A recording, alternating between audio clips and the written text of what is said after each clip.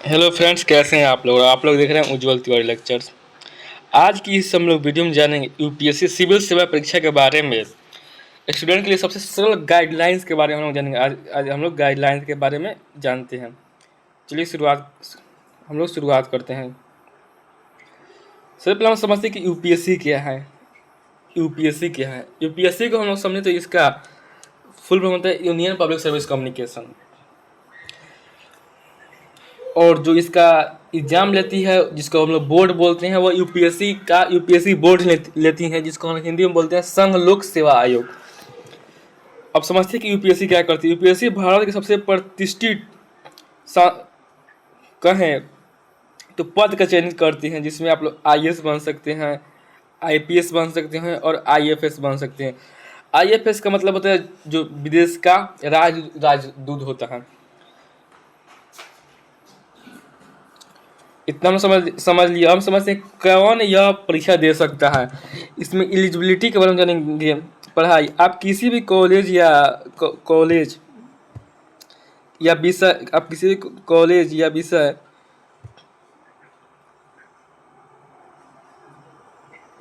इसमें arts, science या commerce किसी भी स्ट्रीम से आपको ग्रेजुएशन स्नातक करना होगा। इसमें कोई परसेंटेज की लिमिट नहीं होती है। इसमें कोई परसेंटेज ये मत सोचिएगा कि मेरा 10th में 12th में ग्रेजुएशन में मार्क्स कम है। Does not matter. ये मैटर ही नहीं करता है कि आप क्या करते हैं क्या नहीं करते हैं, आप क्या किए, मार्क्स वो कुछ नहीं।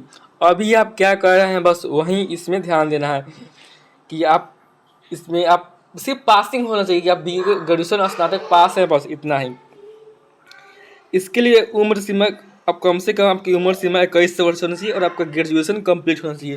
उसके बाद आप इस परीक्षा को देने के लिए काबिल हैं। उसके बाद हम समझते हैं इसमें कैटेगरी कास्ट जिसको हम बोलते हैं। जनरल के लिए ये जो होता है 21 साल से शुरू होता है। 21 वर्ष से आप इस परीक्षा को देना शुरू करेंगे।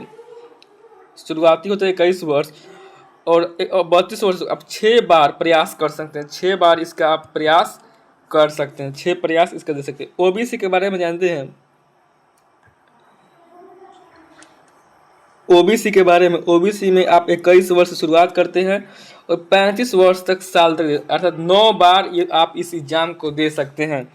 और SC ST की बात करें तो 37 साल तक, और आपकी जब तक उम्र है 21 से लेकर 37 साल तक उम्र तक आप इस परीक्षा को दे सकते हैं यूपीएससी की।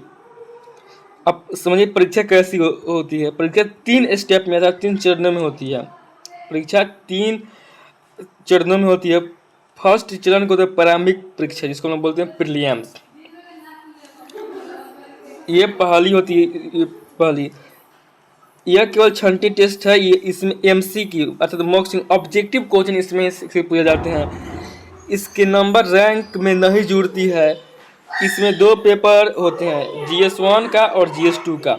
इसमें GS1 और GS2 पेपर पढ़ना होता है।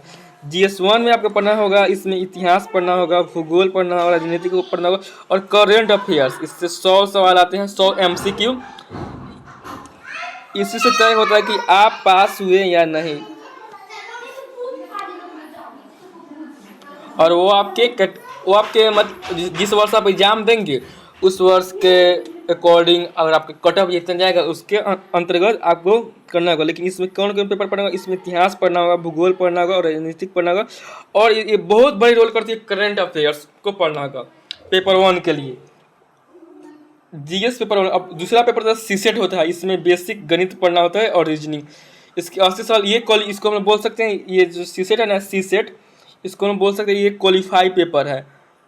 इसको क्वालिफाई पेपर, इसमें 33% मार्क्स आपको लाना अनिवार्य है, अर्थात 66 नंबर लाना आपको अनिवार्य होता है। इसके आगे हम लोग जानते हैं मुख्य परीक्षा, अर्थात हम लोग जानेंगे मेंस कि मेंस क्या होता है। जब आप प्रीलिम्स पास कर जाएंगे, प्रीलिम्स के 2 पेपर को, GS पेपर 1 और CSET पास कर जाएंगे तो प्रीलिम्स पास, उसके बाद आपको देना होगा मुख्य परीक्षा, जिसको हम बोलते हैं मेंस। जो छात्र प्रीलिम्स पास कर सकते हैं वही मेंस में यह परीक्षा लिखित होता है। इसमें आपको लिखित परीक्षा देना होगा। इसमें आपको बड़े बड़े उत्तर लिखने होंगे, कुल 9 पेपर होते हैं, लेकिन मुख्य रूप से 7 पेपर के नंबर कुल 1750 फाइनल रैंक के लिए गिने जाते हैं। इसमें समान अध्ययन, 4 पेपर, निबंध और अपनी पसंद की एक ऑप्शनल सब्जेक्ट, जो आपको मतलब रुचि हो वो सब्जेक्ट ले सकते हैं ऑप्शनल। ये जब पास करते हैं तो तीसरा स्टेप होता है जिसको हम लोग बोलते हैं जिसको बोलते हैं इंटरव्यू।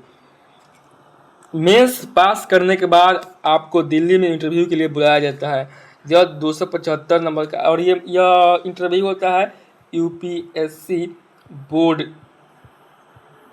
के ऑफिस में। आपको जाकर एग्जाम देना पड़ेगा, अर्थात इसका जो इंटरव्यू होगा यूपीएससी बोर्ड में होगा, अर्थात यह तो यूपीएससी बोर्ड दिल्ली में ही है। इसमें आपकी किताबी नॉलेज नहीं बल्कि आपका आत्मविश्वास, सोचने का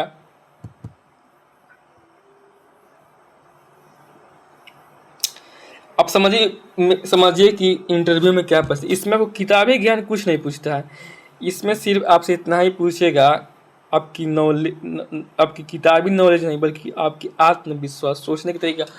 मान लीजिए जब आप अधिकारी बन गए, आपको कोई पोस्ट मिल गया, आईएएस हो गया, आईपीएस हो गया, एडीएम हो गया, कोई आपको पोस्ट मिल गया, मान लीजिए कोई दुर्घटना हो गया, कोई एक्सीडेंट हो गया, रोड जाम हो गया, तो आप कितना जल्दी उसको हैंडल कर आप रोड को खाली करवा देंगे, अर्थात जाम को हटा देंगे। तो उसमें किताबी नॉलेज की ज़रूरत नहीं, आपकी आत्मविश्वास, सोचने की शक्ति, वहीं इसमें टेस्ट आपकी पर्सनालिटी को देखी जाएगी। बस इंटरव्यू में यही होता है। इसमें नॉलेज आपकी किताबी ज्ञान, राजनीतिक, भूगोल, इतिहास, इसमें और करंट अफेयर्स कोई नॉलेज नहीं चाहिए।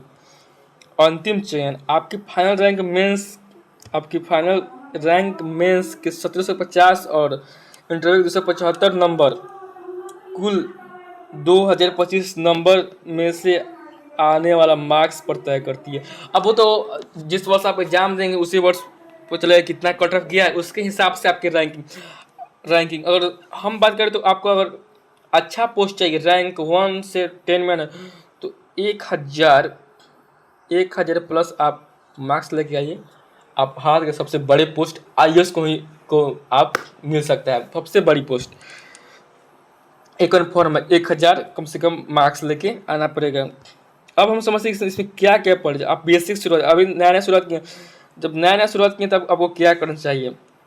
फर्स्ट तो आपको 6 to 12 का एनसीईआरटी पढ़ना चाहिए, और उसमें कौन कौन सब्जेक्ट, इतिहास पढ़ना चाहिए, भूगोल पढ़ना चाहिए और राजनीतिक विज्ञान की एनसीईआरटी पढ़े, और उसको लाइन बाय लाइन अंडरलाइन करके पढ़े, और उसके मेन पॉइंट्स को, की पॉइंट्स को निकाल कर अपने कॉपी में लिखे।